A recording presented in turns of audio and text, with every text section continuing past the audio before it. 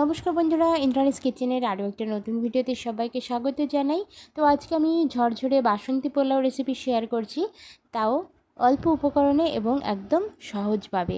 তো কিভাবে বানাতে হবে চলুন ঝটপট দেখে নেওয়া যাক।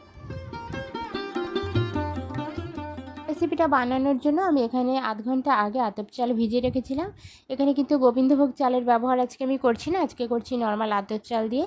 তো বন্ধুরা, আতপ চাল দিয়েও কিন্তু খুব সুন্দরভাবে বাসন্তী পোলাও রেসিপি বানিয়ে নেওয়া যায়। তো আতপ চালটাকে ভিজিয়ে রাখার পরে জলটা ঝরিয়ে নিয়েছি। এবার আমি এর মধ্যে বেশ 1 থেকে 2 টেবিল স্পুন পরিমাণ ঘি অ্যাড করে দেবো। অবশ্যই কিন্তু ঘিয়ের ব্যবহার এখানে করতে হবে। একটু বেশি মাত্রায় ঘি দিয়ে চালটাকে ম্যারিনেট করতে হবে। তো আমি এখানে 2 টেবিল স্পুন পরিমাণ ঘি দিচ্ছি, আর তার সাথে দিয়ে দিচ্ছি 1 টেবিল স্পুন পরিমাণ হলুদের গুঁড়ো। যেহেতু বাসন্তী পোলাও রেসিপি, তার জন্য কিন্তু হলুদের গুঁড়োটা দিতেই হবে। হলুদটা দিলে তবেই কিন্তু একটা বেশ বাসন্তী কালার আসবে, আর তার জন্য এই রেসিপিটার নাম কিন্তু হয় বাসন্তী পোলাও। তো বন্ধুরা, হলুদটা দেওয়ার পরে ভালোভাবে ঘি আর হলুদ দিয়ে আমি চালটাকে মাখিয়ে নিচ্ছি।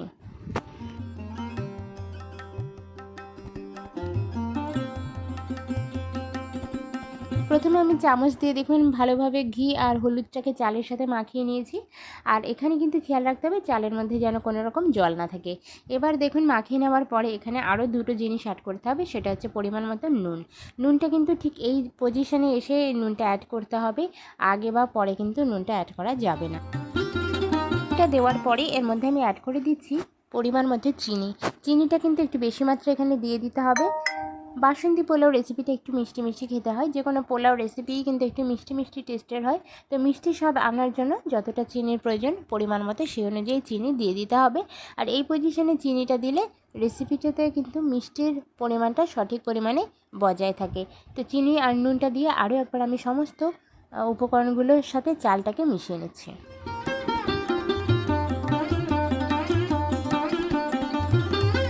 তো বন্ধুরা, আজকের রেসিপিতে পোলাও বানাতে অনেকের ভ্রান্ত ধারণা থাকে অনেক জিনিসের প্রয়োজন হয়, সেটা কিন্তু একদমই নয়। স্বল্প উপকরণ দিয়ে পোলাও কিন্তু সবথেকে বেশি ভালো লাগে খেতে, আর সেটা কীভাবে বানাতে হবে আমি কিন্তু আজকের ভিডিওতে শেয়ার করছি। শেষ পর্যন্ত থাকলে আশা করি সম্পূর্ণ ভিডিওটা দেখলে বুঝতে পারবেন যে পোলাও বানানো কতটা ইজি ব্যাপার। তো বন্ধুরা দেখুন, আমি ঢাকনা চাপা দিয়ে মোটামুটি 15 মিনিটের জন্য ঢাকনা চাপা দিয়ে এভাবেই রেখে দেবো। এতে করে সমস্ত উপকরণগুলো কিন্তু চালের সাথে খুব ভালোভাবে মিশে যাবে এবং চালের বা পোলাওয়ের যে টেস্টটা সেটা কিন্তু অনেক গুণ বেড়ে যাবে। তো অবশ্যই রেস্টে রাখতে হবে। এবার আমি সরাসরি কড়াইয়ের কাছে চলে যাচ্ছি। তো বন্ধুরা, যেমনটা আপনারা দেখলেন আমি কড়াইতে মোটামুটি 3 থেকে 4 টেবিল স্পুন পরিমাণ ঘি অ্যাড করে দিয়েছি। আর আজকের রেসিপিটা সম্পূর্ণভাবে কিন্তু আমি ঘি দিয়েই করব। আপনারা চাইলে কিন্তু সাদা তেল এখানে অর্ধেকটা ব্যবহার করতে পারেন এবং অর্ধেকটা ঘিয়ের ব্যবহারও করতে পারেন। আমি টোটালটাই কিন্তু ঘি দিয়ে আজকের পোলাওটা বানাবো। তো ঘিটা দেওয়ার পরে এর মধ্যে আমি দিয়ে দিচ্ছি হচ্ছে দেখুন কাজু আর কিশমিশ। অবশ্যই কিন্তু পোলাওয়ের সাথে কাজু আর কিশমিশের ভালো একটা কম্বিনেশন আছে, তো সে কারণে কাজু এবং কিশমিশটা কিন্তু ব্যবহার করা যায়। তো আমি এখানে দেখুন ঘিটাকে একটু ভালোভাবে গরম করে নিয়ে তার মধ্যে কাজু আর কিশমিশ অ্যাড করে দিচ্ছি। কাজু কিশমিশের পরিমাণ আপনারা অবশ্যই বাড়িয়েও দিতে পারেন, তাতে কিন্তু কোনো অসুবিধা নেই। আমি এখানে আমার যতটা প্রয়োজন বলে মনে হচ্ছে ততটা কিন্তু আমি দিয়ে দিয়েছি।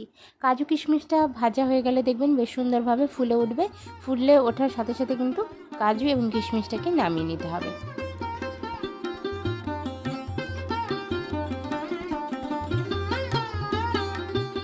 কাজু আর কিশমিশটা তুলে নেওয়ার পরে বন্ধুরা দেখুন এর মধ্যে ঘিয়ের মধ্যে আমি অ্যাড করে দিচ্ছি একটা তেজপাতা, একটা গোটা তেজপাতা আমি দিয়ে দিলাম।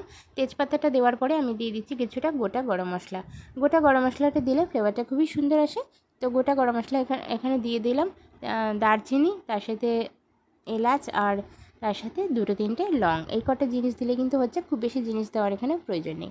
হালকাভাবে একটু ফ্রাই করে নেব। নেওয়ার সাথে সাথে আমি এখানে প্রায় 3 থেকে 4 টেবিল স্পুন পরিমাণ গাজর বা ক্যারট কুচিয়ে রেখেছিলাম, একদম ছোটো ছোটো করে স্কোয়ার শেপ করে, দেখতে যাতে ভালো লাগে সেই জন্য স্কোয়ার শেপ করে কেটে নিয়েছি। আপনারা ছোটো ছোটো করে গাজর এভাবে কুচিয়ে দিতে পারেন। আর তার সাথে আমি দিয়ে দিচ্ছি বেশ কিছুটা মটরশুঁটিটা আমার কিন্তু স্টোর করা ছিল ফ্রিজে, সেই মটরশুঁটিটা এখানে ব্যবহার করছি। গাজর আর মটরশুঁটিটাকে হালকাভাবে ঘিয়ের উপরে ভেজে নিচ্ছি।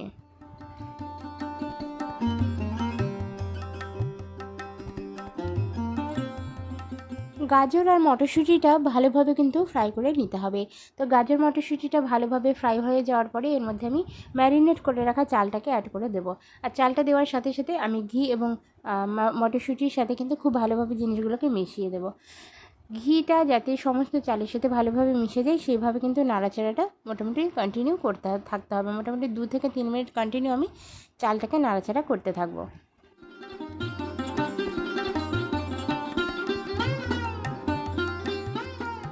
এবার দেখুন আমি মোটামুটি 3-4 মিনিট ধরে কন্টিনিউ নাড়াচাড়া করে নিয়েছি। এতে করে এর মধ্যে যে জলটা রয়েছে সেটা কিন্তু সম্পূর্ণরূপে শুকিয়ে গিয়েছে। আর সাথে সাথে চালটা কিন্তু ভালোভাবে ফ্রাই করে নিতে হবে। অবশ্যই আমরা যখন এই পোলাওটা রান্না করব, পোলাওয়ের যে চালটা সেটা কিন্তু ঘিয়ের উপরে ভালোভাবে ভেজে নিতে হবে, তবেই কিন্তু প্রপারভাবে টেস্টটা আসবে। কাঁচা অবস্থাতে কিন্তু জলটা দেওয়া যাবে না। রাইসটা খুব ভালোভাবে ভেজে নেওয়ার পরে এখানে আমি পরিমাণ মতো জল অ্যাড করে দিচ্ছি। জলটা একটু গরম করে নিলে খুব ভালো হয়, তবে নর্মাল জল দিলেও কিন্তু কোনো অসুবিধা হয় না। অনেকে বলে যে গরম জল দিলে রেসিপিটার টেস্ট নাকি অনেক গুণ বেড়ে যায়, তো সেই কারণে আপনারা চাইলে গরম জলও এখানে ব্যবহার করতে পারেন। তো বন্ধুরা, জলটা দেওয়ার পরে এখানে ভালোভাবে নাড়াচাড়া করে চালের সাথে কিন্তু জলটাকে মিশিয়ে নিতে হবে। আর জলটা এমন মাত্রায় দিতে হবে যাতে চালটা গলে না যায়, সেটা কিন্তু